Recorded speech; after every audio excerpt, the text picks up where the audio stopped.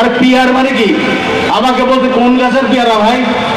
ওই যে জামাত ইসলাম তারা বলতে যে পিয়ার সিস্টেম, কোন গাছের পেয়ারা? আমরা এই গাছের পেয়ারা হলো এই পেয়ারা। এই পেয়ারের লোকরা ভোটে দাঁড়াবে, তার কোনো নির্দিষ্ট আসন নাই। মিরপুর বেড়াবাড়া এই আসন ৭৬ কুষ্টিয়া ২, এখানে নির্দিষ্ট কোনো প্রার্থী থাকবে না, নির্দিষ্ট প্রার্থীর বার্তা থাকবে না। এখানে কি থাকবে? যে দলের ক্যান্ডিডেট তার নাম থাকবে।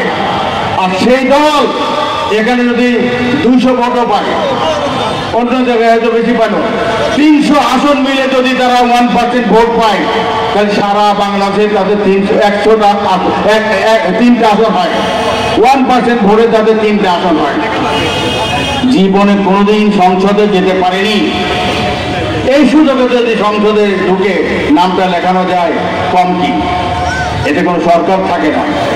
আর যারা এমপি হবে, পেয়ারা এমপি, তারা বেচা কিনা হবে, সরকারের পতন হয়ে যাবে, কোন সরকারি শৃঙ্খলতা থাকবে না। আরেকটা বড় পানির কাহিনী আমি বলি। জামাত ইসলামী